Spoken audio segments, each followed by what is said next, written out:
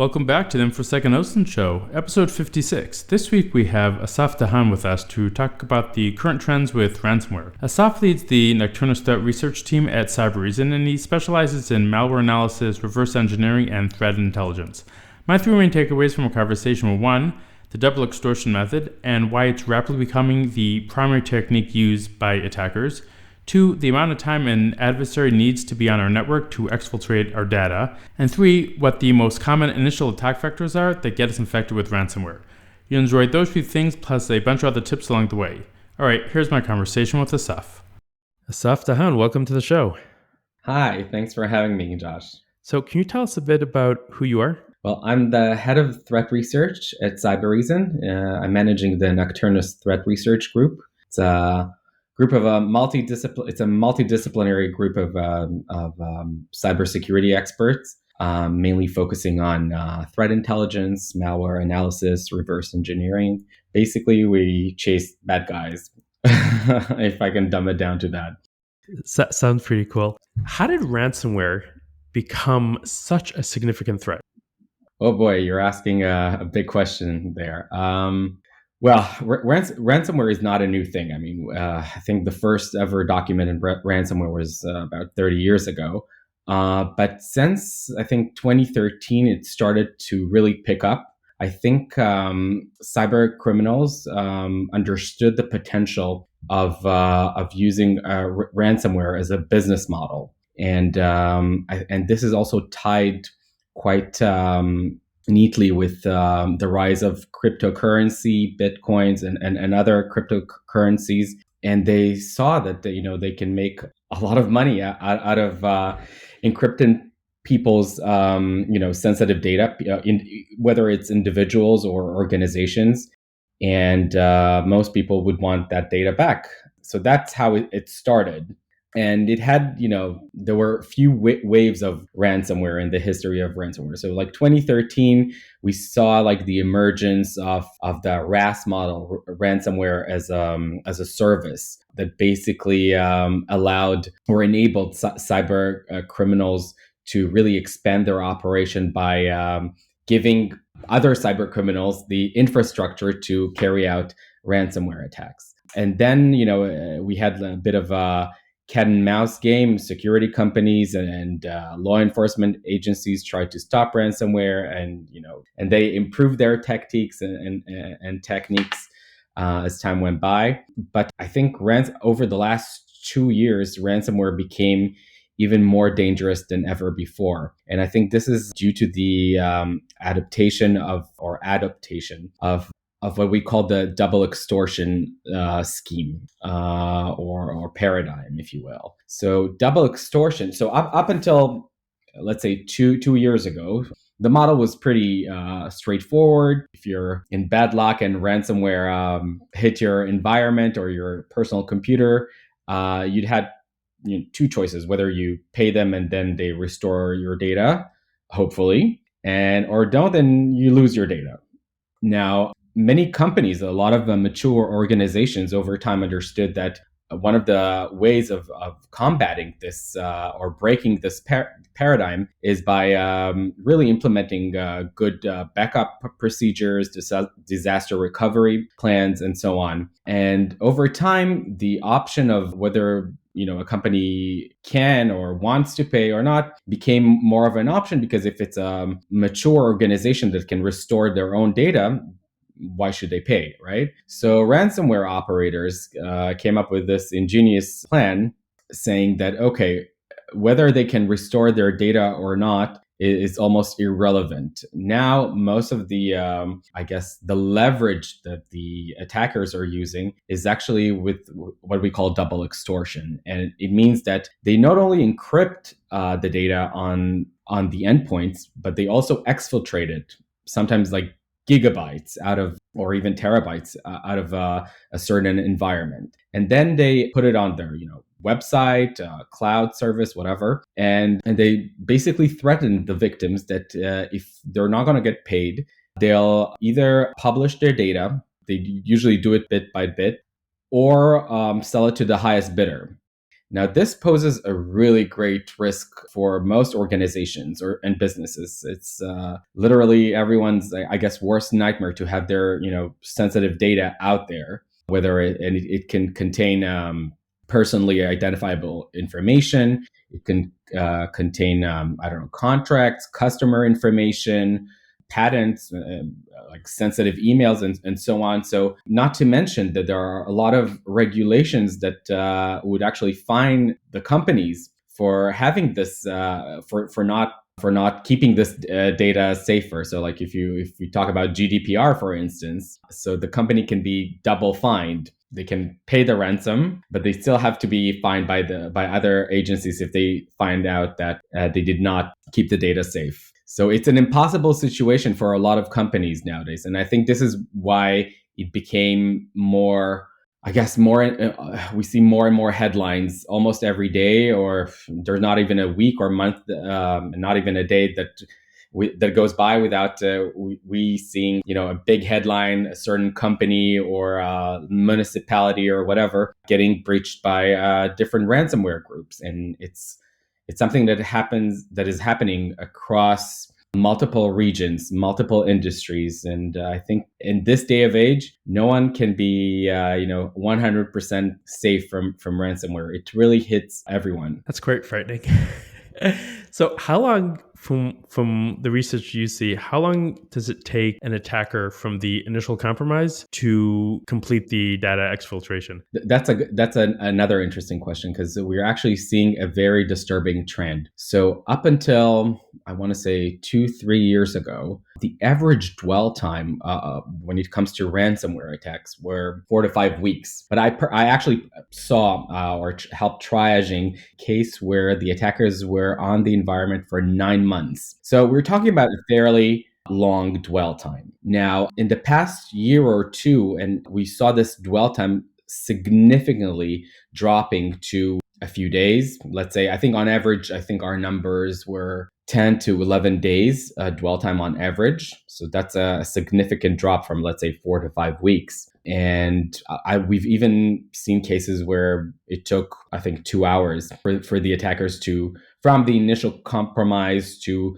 taking over the Active Directory and blasting the environment with ransomware. So yes, the dwell time is getting very, very short. Is that because the size of the network or the amount of data they need to exfiltrate is smaller? It's just that they're getting better at pivoting, moving in the network and grabbing all the data they need? They're getting more and more aggressive, I guess. And if in the past, I think a lot of, we like to talk about the low and slow approach, staying stealthy under the radar. Ransomware attacks are, at the end of the day, they're not so stealthy, because the user would know that their machine are encrypted and there's a ransom demand. So it's not stealthy by definition. At the end of it. But attackers are trying, in order to get to the point where you can deploy ransomware on hundreds or even thousands of machines, you still need to know what you're doing, work in a stealthy manner, I guess.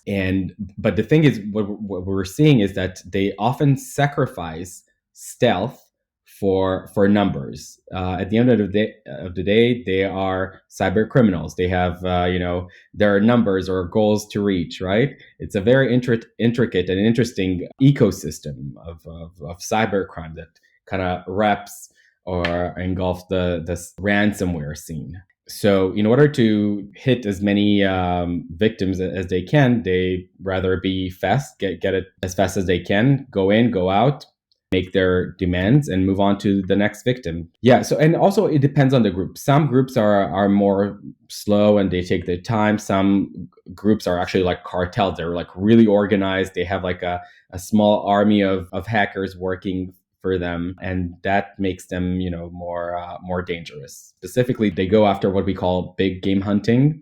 So they look for those big companies, those big brand names that they can attack. And obviously, the bigger and the more known the company or organization is, the more leverage that they have, because in the case that it gets published. So there's also reputational damage around that, and some other implications. When attackers are noisier, is it easier to catch them, easier to find, easier to realize that there's a compromise somewhere within the network? Yes, I mean, well, the answer is yes, but it all really depends on I think two main factors. One is or three actually. One is the visibility, because you can't hunt or you can't stop what you cannot see. So having a good visibility within a certain network is key. So, and it cannot be just the endpoint or not just the network. It has to be like a more wholesome. I know like the industry is kind of moving or shifting towards an XDR model. So, and yes, so you want it in order to get that visibility, you want to make sure that you have agents or other solutions across your network, spread across your endpoints, so you can monitor everything that's going on. The second thing is having a good detection logic. So orchestrating all the different solution and making sure that you have really good detections, whether it's automatic detection or proactive. I guess I'm a champion of proactive investigation, threat hunting. I think that waiting for an alert is usually way too late. You always have to. I think most security staff should be informed about the latest techniques, latest malware that are out there. See what happened on in other similar cases. Learn the TTPs and start hard hunting for them. And yeah, so I think these are the two main components. And then thirdly, I guess there is the experience of there's the human factor, which is like the experience of the analyst triaging those incidents. I've seen many cases where something that started really small, a few hours later, became a fully fledged hacking operation. So it's really important to pay attention to the details. Okay. By the way, for those of us who aren't familiar, what's the difference between XDR and having sensors just on the endpoints? So XDR is a more holistic view of let's say cybersecurity. In two sentences, it's basically, so endpoints will give you everything that's going on a certain endpoint on your laptop, on a server. But XDR will fetch logs of the email servers, of cloud services such as, let's say, Google Drive or Office 365. It will fetch logs from firewalls and DLPs and other. So basically, it's an orchestration, but not just orchestration. Like it's a detection based on multiple sources. It's not just the endpoint. You're looking at different parts of the network. Cool. Okay, so what are the common initial infection vectors that you often see? That's a good question. I think this also you're speaking about ransomware, right? Yeah, ransomware. Okay. So it also shifted a little bit. I think in the past, I think social engineering, mainly phishing emails, accounted for most. I want to say like, I don't know, 80%. Don't quote me on that, maybe, but like, but for most of the ransomware attacks. However, in recent years, especially in the last 2 or 3 years, when ransomware operators started going for the big game hunting, targeting organizations rather than individuals, we started seeing a shift in the infection vectors. So I'm not saying that social engineering and email or phishing emails are not a significant part of it, but I think the number one infection vector today is probably misconfiguration of internet-facing assets. So let's say servers or assets that are not properly hardened. This is also something. So maybe attackers will exploit a certain vulnerability,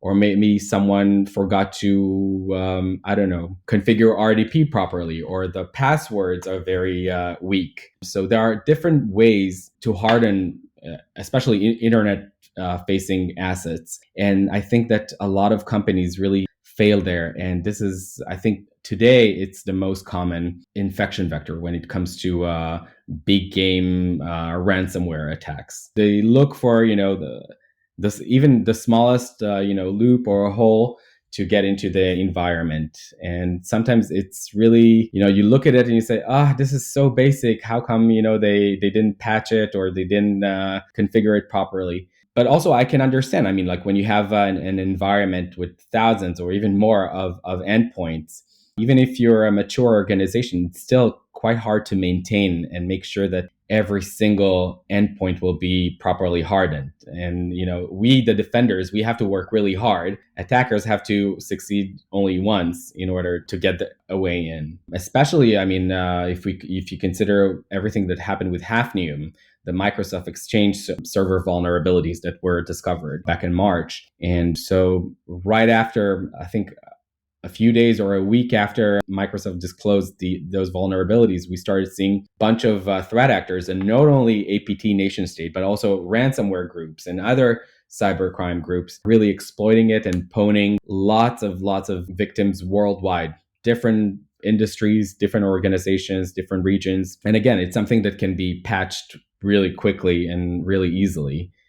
And we're still seeing, even months after this vulnerability was discovered, we still keep seeing from time to time, we still see customers getting hit by it. I think that the most important thing to keep in mind in terms of ransomware attacks is that, yes, they are very pervasive. It's very hard sometimes to protect from them, but it may look very hard to protect with them, because if you consider all the big companies that were hit. But at the end of the day, I think that a good IT hygiene and having the right security solution at your disposal should do the trick. Or at least significantly reduce the attack surface. So I'm curious, one of the things like at Breach Sense, when we talk to clients about gaining visibility into their clients' breach credentials, we often talk about it in the context of account fraud.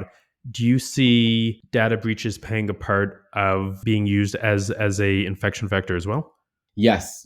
So definitely, there's a huge industry of what we call RDP laundering, or just like stolen passwords. I think a lot of companies, they get hacked, they don't even know they got hacked, and what the attackers are, among the information the attackers are taking, is sensitive credentials. Could be RDP, could be just machine Windows credentials.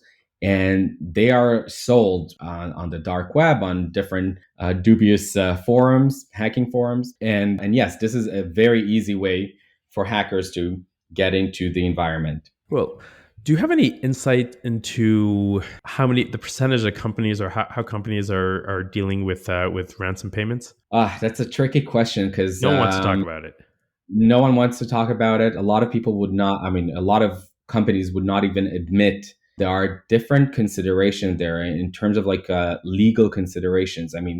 For instance, back, I think it was 2019, I think the Trump administration declared one of the biggest ransomware groups, I think it's the Revel ransomware group, a terror organization. So if you're an American company and you're now negotiating with a terrorist or a terror organization, you might be in trouble with the FBI, for instance, or other law enforcement agencies. So there's that. There are also ethical considerations, as I said, legals, and of course, I mentioned the different privacy laws or regulations such as GDPR. So for all of those reasons, and of course, the reputational damage, a company that was breached by ransomware has to do a lot of explaining to its customers, to the board, to a lot of other people. I think a lot of people will say, hey, we're not negotiating with terrorist or ransomware operators, for that matter. But in reality, we see a lot of payments and Bitcoin wallet of several ransomware groups keep growing and growing. So the money must come from somewhere. When they're negotiating with middlemen. Yeah, there's a lot of middlemen negotiation, of course. That is also quite common these days. What percentage of malware that you see is financial gain versus other goals? So I think that I would say that around 85% of all the attacks that we're seeing at Cybereason are financially motivated.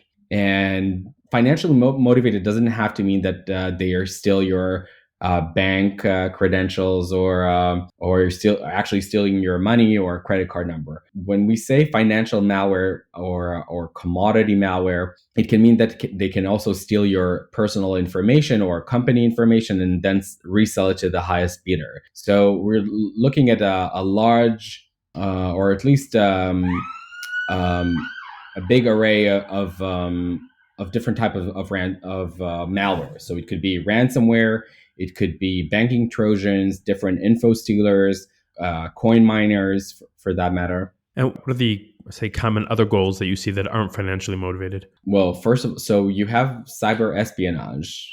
Usually, this is done either. There are also commercial cyber espionage, but I think what we mostly see is a nation state or nation sponsored espionage, and this is one of their ways of gathering intelligence on their target using different backdoors and information stealers and remote access trojans and other types of malware. But the goal here is not to steal money, but is to simply gather information. And there's also another type of malware that it's more rare, but there are malwares that are used as weapons that have destructive capabilities, such as wipers and others that can destroy an infrastructure or shut down network and so on. So let's talk a bit about attribution for, the non-financial malware, even just even the financial malware. When you want to attribute it to a specific actor or nation state, what kind of techniques can you use to do that? Well, that's a big question. At a high level. At a high level. I guess I always say that God is in the details, so you really have to first get acquainted with what's out there, understand. So, for instance, my team and I, when we study a specific threat actor, be it cybercrime or nation state, we really take the time to gather as much information as we can about published research that we or material that we get from partners or other third party, and then we study their modus operandi. We bring their available tools or malware samples home to our lab. We reverse engineer them. We create detections for them. We map their techniques and procedures, like their TTPs. To essentially create a fingerprint for various actors. Exactly. So we build a profile per threat actor. And sometimes, if we're lucky, we'll get some nice matches. Sometimes we don't. But attribution, it's a very fickle art. It's not a science. And I think this is something that I think a lot of researchers tend to jump the gun on the attribution. I think, I might have done it also in the past. I think it's very difficult when you're not an intelligence agency and you have very limited visibility into a threat actor. It's very difficult to make a solid attribution saying, hey, this is this and that agency, or it's this particular person. I'm not saying it's impossible. It is still possible, and people have done some great work over the years. I'm just saying that it gets more difficult. And of course, attribution is also prone to a lot of psychological warfare and false flags. So you really have to be very careful when you attribute attacks or malware to a certain threat actor.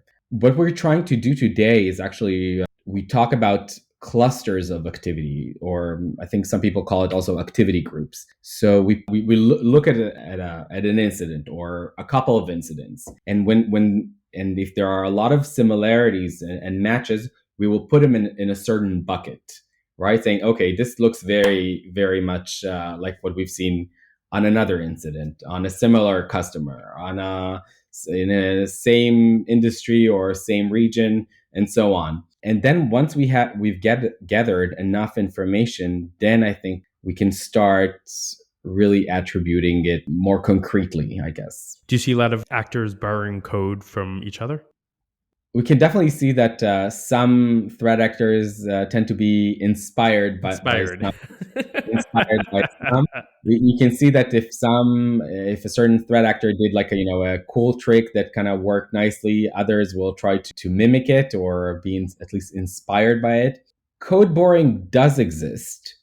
We see it sometimes within a certain threat actor, like different malwares that were probably coded by the same team or adjacent teams. However, sometimes when threat actors want to plant false flags, they would use code that is very similar or almost identical to a piece of code that, like, from a different malware, just to plant a false flag. This is something that we have definitely seen happening before, and try to thwart. The purpose behind it is trying to thwart attribution attempts. Yeah, I imagine it gets quite complicated. All right, so to close up, if somebody wanted to get into malware research, what do you suggest? How do they do that? Well, first of all, I'd say I'm jealous because when I started in this field, I guess more than 15 years ago, there were very limited resources, and definitely not a whole lot of free ones. Back in the day, learning hacking and malware analysis and threat intelligence was the privilege of people who usually went to the right places in the military or intelligence or law enforcement agencies, and some hacking communities, and there were still, I guess, trainings at Black Hat and so on. But I guess what I'm trying to say is that nowadays, with the information is flowing out there, and there's a lot of great open source or free courses, or even like very cheap courses to start with. So I'm very jealous. But I will say there are also great online or on-prem training for malware analysis and threat intelligence offered by big organizations and also smaller ones. Even today, I mean, when you think about it, like a lot of universities would offer such courses as part of their, let's say, computer science or other information security degrees, something that didn't, was just not there 15 years ago when I started. But I guess if I can give, if I can dispense some advices is, well, first of all, before we get into the technical things of what you should probably learn or master before you dive into malware analysis, I think one of the most important qualities is having curiosity, this endless curiosity, insatiable hunger for problem solving, and because at the end of the day, it's like a puzzle, it's a riddle. Attackers will try to make it harder, the hardest for you to figure out what they're doing, right? So they'll try to obfuscate their code and encrypt and use a whole lot of smart techniques to really scramble their operations. So you need to have like a really good analytical mind, curiosity, and I guess a knack for problem solving. The second quality, I think, or let's call it soft skill, is that I'd recommend people who wish to engage in malware analysis and or threat intelligence in general, is that you have to get comfortable with being uncomfortable, meaning that oftentimes you'll work with very limited data. You'll have, ideally you have, all the data there, but in most cases you have limited resources. You have, whether it's time resources or just the visibility or the collection, or you won't have access to different key components of the attack. And I think it's really important to just accept it and then work through it, because I think I've seen many analysts start and then they get really frustrated when they can't get it, they can't figure it out right away. It takes time, so patience is a virtue here. And technically speaking, I guess in order to really reverse engineer or study a malware, you need to understand really well how the operating system works, whether it's Windows, Linux, Mac, mobile, doesn't matter. You have to have a solid foundation and understand operating systems. Then it really depends on your focus. I guess some researchers, or depending on maybe on the vendor, they'll be more network focused. So like, I don't know, decrypting the network protocol of a certain malware, or extracting payloads and stuff like that from the network, or realize how a certain malware beacons to the C2 and so on. Some researchers would actually be more comfortable with understanding what the malware is doing on the infected machine, like what it actually steals, how it stays under the radar, how it evades detection, and so on. So each specialty is a different skill. Yeah. So, but I guess like malware analysis, I guess is a big umbrella term, if you call, because it contains a lot of, let's say, mini specialties. So you have to be a bit of jack of all trades in order to really do malware analysis well. Of course, if you can master more and more domains, that's great. But you have to be comfortable with, networking and operating system. Of course, understanding how code works is also super important. So low-level code assembly, C, C++, scripting is also super important skill to have malware analyst. All right, well, thanks so much for coming on the show. You're welcome. Thank you so much for having me. All right, thanks for joining me again this week, and a special thanks to Ellie for making the introduction. If you have any comments or questions, I'm @Jamoose on Twitter, and if you're part of a security team that needs visibility into your clients, employees, or third-party suppliers' breach credentials before criminals exploit them, perhaps to install ransomware, head on over to breachsense.io to apply for a free 7-day trial. That's it for this week. I'll be back in your earbuds next Thursday afternoon.